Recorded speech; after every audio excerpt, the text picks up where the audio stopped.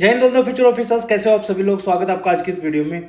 आज की इस वीडियो में हम देखने वाले हैं यूपीएससी जियो साइंटिस्ट का एग्जाम 2026 का दोस्तों, जो हुआ था 8 फरवरी को।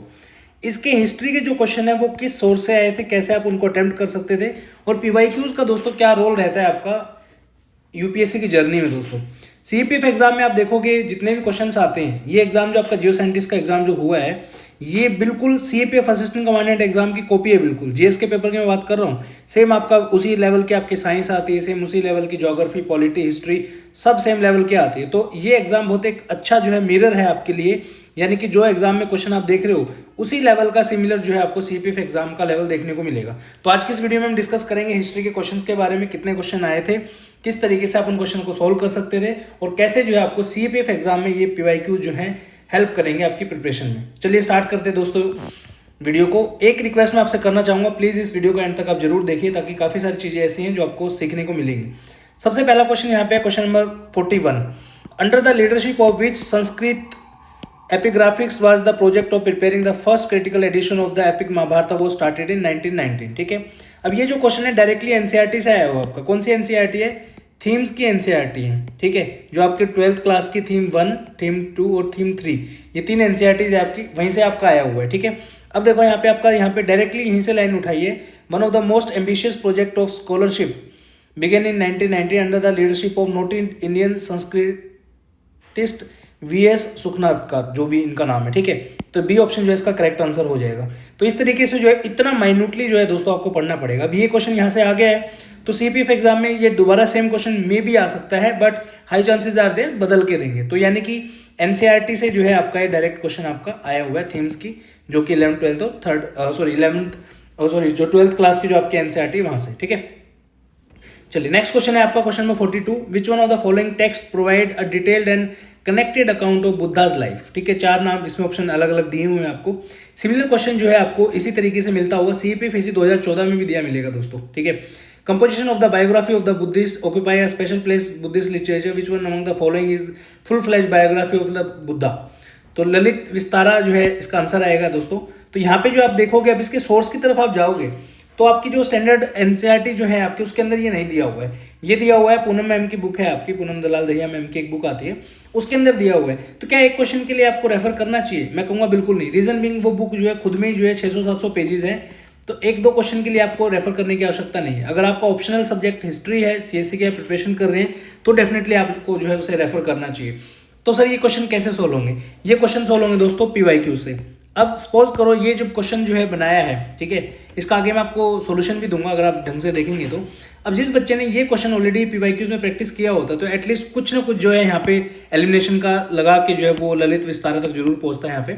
तो पीवाईक्यूज दोस्तों बहुत ज्यादा इंपॉर्टेंट है। नेक्स्ट क्वेश्चन पे चलो। अच्छा, ये सेम चीज जो है आपकी ललित विस्तारा जो है दिया हुआ है आपका फिजिक्स की एनसीईआरटी 11th क्लास की एनसीईआरटी में दिया है। The estimate very in Lalit Vistara famous biography of Buddha written mainly in the 2nd century BC. तो वहां पे भी आप देख सकते हो इसमें। ठीक है, एक छोटा सा अनाउंसमेंट है, जो बच्चे सीरियसली प्रिपेयर कर रहे हैं सीएपीएफ एग्जाम 2026 के लिए, फुल ऑनलाइन बैच जो है अवेलेबल है स्टडी फंड ऐप पे, वहां से जाके आप जो है इसको एनरोल कर सकते हैं। पेपर 2 को आपको फुल प्रिपरेशन करनी है स्क्रैच से, तो आप जो है कॉम्बो बैच 2 ज्वाइन कर सकते हैं। और इस तरीके के पीवाईक्यूज के लिए एक ही जगह पे एक ही टॉपिक के सारे पीवाईक्यूज आपको मिल जाएं, उसके लिए आप UPSC all in one join कर सकते हैं। बहुत ही प्यारा कोर्स है। इसमें हमने CAPF, CDS, NDA, CSF, LDC, CSC, EPFO, geology, CBI, DSP, सब यूपीएससी के एग्जाम के सारे टॉपिक वाइज क्वेश्चन को सेग्रीगेट करके रखा है at the cost of 1499। Unlimited time practice आप कर सकते हो, लैपटॉप पीसी कहीं से भी आप जो है इसको यूज कर सकते हो। चलते हैं नेक्स्ट क्वेश्चन के ऊपर। क्वेश्चन नंबर 46 क्या बोल रहा है? The Bahmani kingdom and the Vijayanagar empire clashed frequently over the territory of, यानी कि ये दोनों जो किंगडम है, और विजयनगर एम्पायर और बहामनी किंगडम, कौन सा ऐसा एरिया था जिसकी टेरिटरी के ऊपर जो है ये फ्रीक्वेंटली क्लैश इनका होता रहता था? मदुराई, वरंगल, मालाबार, रायचूर, दोआब। तो इसका जो करेक्ट आंसर है वो है रायचूर, दोआब। ये आपको मिलेगा थीम जो है 7 आपकी जो है एन इम्पीरियल कैपिटल विजयनगर, वहां पे जो है लाइन दी हुई है Tungabhadra and Krishna river the Raichur, Doab. ठीक है, was acquired, ruler of Odisha was subdued, जो भी है डिफीट वगैरह, ये सब कुछ आपको जो है यहाँ से लाइन बाय लाइन मिल जाएगा। ठीक है, तो ये आपका एनसीईआरटी से क्वेश्चन हो गया। नेक्स्ट आ जाइए क्वेश्चन नंबर 50 के ऊपर। Consider the following pairs. Traveller है, अलग अलग नाम दिए, मार्को पोलो है, अल्बरूनी है, दुआर्ते बारबोसा है। सेंचुरीज दी है, किस सेंचुरी में इंडिया में आए थे? सिमिलर क्वेश्चन आपका आया था। Syed Ali Reis was a Turkish traveller came to India in which year? CISF ACLDC 2020 में। सिमिलर क्वेश्चन जो है आपसे पूछा गया, रेला was written in which century by which author, ठीक है। तो आप देखोगे जितना भी जो है ये सारे के सारे क्वेश्चन है इस सिंगल पेज से आए। ये लास्ट पेज है आपका through the eyes of traveller इस वाले चैप्टर का। इसमें क्या दिया हुआ है यहाँ पे सारे के सारे ट्रैवलर्स का नाम दिया हुआ है, कौन कहाँ से आया था, कब आया था, ठीक है। तो ये सिंगल पेज से जो है तीनों क्वेश्चन आपके सॉल्व हो जाएंगे। ये भी जो है आपकी एनसीईआरटी से ही क्वेश्चन बना हुआ है। ये जो 2 क्वेश्चन ढूंढे हैं मैंने, ये ढूंढे मैंने यूपीएससी ऑल इन वन से। इसी चैप्टर के अंदर जो है सारे के सारे क्वेश्चन हमने सेग्रीगेट करके डाले हुए हैं, ठीक है। आ जाइए नेक्स्ट, आ जाइए क्वेश्चन नंबर 45 में जो है इस तरीके के जब क्वेश्चन होते हैं तो एक तरीका मैंने आपको बताया था एलिमिनेशन का, कि कुछ स्टेटमेंट ऐसी होती है कि एक स्टेटमेंट अगर आप एलिमिनेट कर देते हो तो आपका आंसर आ जाता है, ठीक है। तो यहाँ पे क्वेश्चन देखिए, consider the following statement about the town planning in the lower town of Mohenjodaro. The length of BRICS was about twice the height. High platform were built on which houses were constructed. The house were uniformly rectangular in plan. अगर आप themes NCERT आपने अच्छे से पढ़ी होगी तो यहाँ पे जो है प्लानिंग के बारे में काफ़ी अच्छी अच्छी बातें यहाँ पे की गई हैं। By the way similar question आपका CDS 2 2016 में भी आया था। A striking feature is the uniformity in the average size of the brick of the house and for the city wall. ये क्वेश्चन भी जो है आपको यहीं से देखने को मिल जाएगा, ठीक है। Other science of planning include bricks which were sun dried और baked were of standardize ratio where the length and breadth were 4 times and the twice the height respectively. यानी कि लेंथ ब्रेड्थ और हाइट जो है इनका ratio क्या है, length 4 है तो जो ब्रेड था वो उसकी आधी है और हाइट जो है वो उसका 1/4 है। इससे बात से आपको समझ में भी आ रहा होगा किस तरीके की बात है। फॉर एग्जांपल ये जो है आपका इस तरीके से आप समझ सकते हो इसको, ठीक है। ये जो है हाइट जो है ये मान लीजिए ये है फॉर एग्जांपल 5 सेंटीमीटर, ठीक है। ब्रेड्थ जो है आपकी ये होगी 10 सेंटीमीटर और जो लेंथ है इसकी टोटल ये जो होगी आपकी 20 सेंटीमीटर। इस तरीके से दिया है, यानी कि लेंथ, ब्रेड्थ और हाइट अगर 5 है तो ब्रेड्थ 10 हो जाएगी और लेंथ जो है आपकी कितनी हो जाएगी, 20 हो जाएगी, यानी कि 4 टाइम हो जाएगी, ठीक है। तो यही इसमें स्टेटमेंट गलत है। Length of the brick was about twice the height, यानी ये क्या कह रहा है कि जो हाइट है वो 5 है तो लेंथ जो है उसकी 10 हो जाएगी, तो ये गलत हो गया। तो फर्स्ट स्टेटमेंट एलिमिनेट कर दो, ये भी नहीं होगा, ये भी नहीं होगा, ये भी नहीं होगा। 2 and 3 will be the correct answer, ठीक है। ये भी आपका जो है एनसीईआरटी थीम का क्वेश्चन है डायरेक्टली। नेक्स्ट आता है question number 47, which one of the following are the silent features of the government of India act 1935। अब इस तरीके के जो क्वेश्चन होते हैं ना दोस्तों, ये क्वेश्चन आप जो है स्टैंडर्ड सोर्स से भी सॉल्व कर सकते हो। सबसे बड़ा इशू जो आपके एग्जाम में CPF में वो ये है कि सर क्वेश्चन आते हैं गिने चुने 15 से 20। अब इसके लिए स्पेक्ट्रम क्या हमें पढ़ना चाहिए, नहीं पढ़ना चाहिए। तो मेरा रिकमेंडेशन ये कि आप स्पेक्ट्रम की तरफ मत जाइए, क्योंकि स्पेक्ट्रम की बुक जो है 700-800 पेजेस में लिखी हुई है फर्स्ट ऑफ ऑल। दूसरा, इतने ज़्यादा पेजेस पढ़ के आप रिवाइज नहीं कर पाओगे उसको लास्ट टाइम में, ठीक है। तो उससे बेटर है कि कुछ और सोर्सेज आप रेफर करिए। तो हिस्ट्री के लिए मैं लास्ट में आपको बताऊंगा कि आपको CPF एग्जाम क्रैक करने के लिए कौन से सोर्सेज की रिक्वायरमेंट है, ठीक है। अब ये जो क्वेश्चन पूछा है आपका गवर्नमेंट ऑफ इंडिया एक्ट 1935 पे पूछा है, ऐसा नहीं है कि पहली बार पूछा है। सिमिलर क्वेश्चन आप देखिए, statement 1, government of India act 1935 introduce dyarchy at the centre. Same statement दिए, dyarchy at the centre. The provincial autonomy was granted to the provinces. Provincial autonomy same जो है बिल्कुल डिटो क्वेश्चन आपका दिया हुआ है। ये NDA 2 2018 के अंदर पूछा था। एक स्टेटमेंट और ऐड कर दिया, abolition of the India council, ठीक है। अब इस तरीके जो क्वेश्चन होते हैं ना दोस्तों, ये स्टैंडर्ड क्वेश्चन होते हैं, ठीक है। एक्ट वगैरह में ना कोई भी ऐसी चीज़ अलग से आपको नहीं मिलेगी। तो ये जो universal fact of kind of thing होती है, तो आप इनको दोनों बुक से रेफर कर सकते हो। लूसेंट की एक बुक आती है GK की, उससे भी कर सकते हो, और मनोहर पांडे सर की एक बुक आती है, उससे भी कर सकते हो। यहाँ पे आप देखोगे, इधर आप देखिए, अपोलिश द काउंसिल ऑफ इंडिया भी मिल जाएगा आपको। उसके बाद जो है दूसरा जो स्टेटमेंट था प्रोविंशियल ऑटोनॉमी, ये भी मिल जाएगा, ठीक है। और डायरकी एट द सेंटर भी मिल जाएगा, क्योंकि प्रोविंसेस में डायरकी 1919 में आई थी, फिर जो है 1935 में सेंटर में कर दी थी, ठीक है। तो इसका करेक्ट आंसर 1 to 3 हो जाएगा।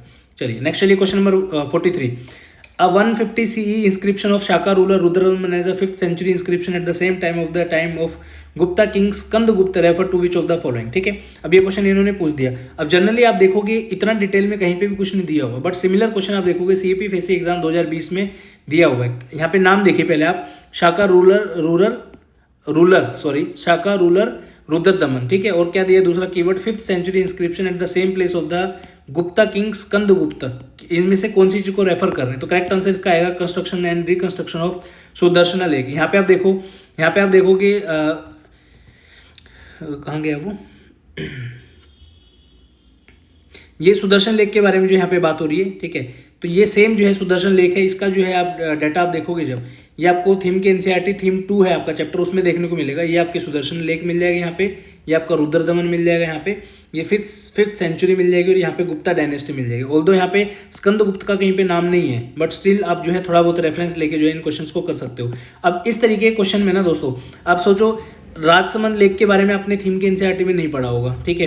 उसके बाद जो है इस पर्टिकुलर वर्ड के बारे में आपने नहीं सुना होगा, लेकिन जो है सुदर्शन लेक अगर आपने पढ़ी होगी तो ये क्वेश्चन मैं मानता हूँ कि अगर आप 50-50% वाले एंगल से तुक्का भी मार के आओगे ना तो भी ये क्वेश्चन आपके सही होने के चांसेस है। और जो बोलते हैं ना कि आपको तुक्के लगाने चाहिए, रिस्क लेना चाहिए, तो ऐसे क्वेश्चन के अंदर जो है आपको रिस्क लेना चाहिए जहाँ पे हाई चांसेस आर देयर कि आपने जो चीज़ पढ़ी है वो आपका आंसर सही हो जाएगा। ठीक है दोस्तों, चलिए आगे चलते हैं। नेक्स्ट है क्वेश्चन नंबर 49। इस बार तो यूपीएससी ने गजब ही कर दिया भाई, मतलब फैक्ट के ऊपर जो है इतना ज़्यादा कभी यूपीएससी नहीं खेलता था, इस बार तो बिल्कुल ब्लंडर कर दिया।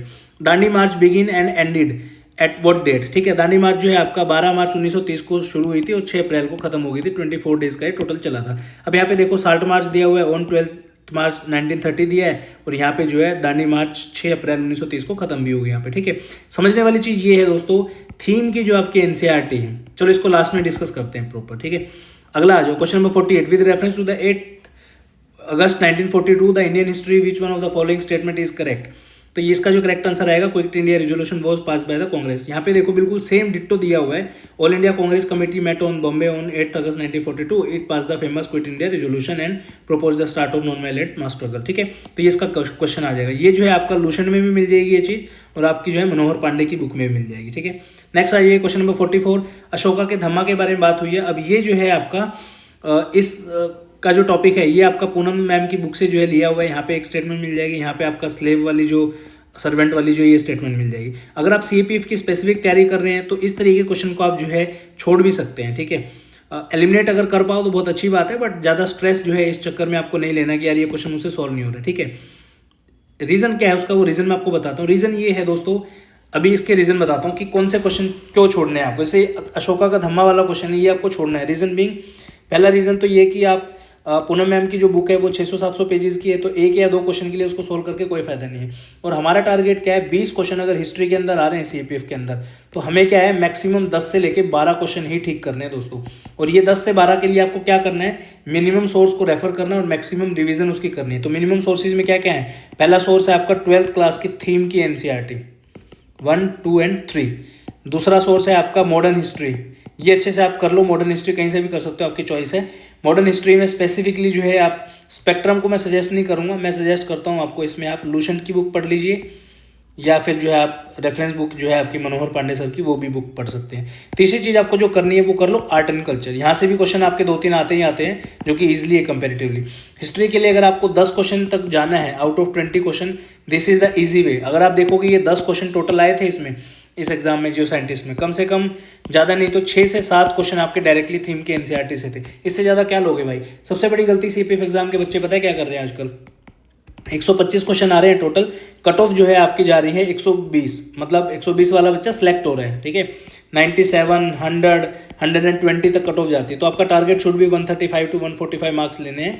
ठीक है, ये मार्क्स के लिए आपको 70 से लेके 75 क्वेश्चन की जरूरत है। 70 क्वेश्चन अगर आप ठीक करके आ रहे हो इस लेवल के एग्जाम में जो आपका 2025 और 2024 में हुआ था। ठीक है, 70 क्वेश्चन अगर आपके एग्जैक्टली सही है तो आपको कोई नहीं रोक सकता सिलेक्ट होने से। ठीक है, कंसिडरिंग द 349 वैकेंसीज। अब यहाँ पे बात आती है कि सर 70 क्वेश्चन कैसे ठीक करें, तो फोकस शुड बी ऑन 70% कि सर मुझे तो भागना ही नहीं है कि मैं चाहूँ कि 20 में से 20 के 20 हिस्ट्री के क्वेश्चन कर दूँ, नहीं, मेरा फोकस शुड बी ऑन कि भाई मेरे 20 क्वेश्चन आएंगे, हिस्ट्री मेरा वीक सब्जेक्ट है, मैं 10 से 12 क्वेश्चन की ट्राई करूँगा, दैट्स इट। इससे ज़्यादा पे आप जाओगे फिर परेशान होगे, अननेसेसरी सोर्सेज रेफर करोगे, जबकि ये 3 सोर्स ऐसे हैं जो बहुत ईजिली आप इनको रिवाइज भी कर सकते हो, कवर भी कर सकते हो और प्रैक्टिस भी कर सकते हो। ठीक है, तो ये जो है इस वीडियो का एंड था। उम्मीद करता हूँ वीडियो अच्छी लगी होगी। अगर वीडियो अच्छी लगी है तो प्लीज़ जरूर बताएं, नेक्स्ट वीडियो में हम नेक्स्ट सब्जेक्ट के बारे में डिस्कस करेंगे। और ये हिस्ट्री के लिए आप तीनों सोर्स जो है रेफर कर सकते हैं। और अगर आप सिंसियरली प्रिपेयर करना चाहते हैं, सभी चीज़ें आपको एक ही जगह चाहिए, यूपीएससी ऑल इन वन भी, पेपर 2 की टेस्ट सीरीज भी, पेपर 1 की टेस्ट सीरीज, पेपर 1 के लेक्चर, पेपर 1 के नोट्स वगैरह सब कुछ, स्टडी फंडा का अर्जुना बैच जो है आप ज्वाइन कर सकते हो। कंप्लीट बैच आपको मिल जाएगा at the cost of 799 rupees. बहुत ही बढ़िया प्यारा बैच है और वी विल इंश्योर कि आपका सिलेक्शन इस बार हो जाए। Thank you so much for watching this video. Have a great day. जय हिंद, वंदे मातरम।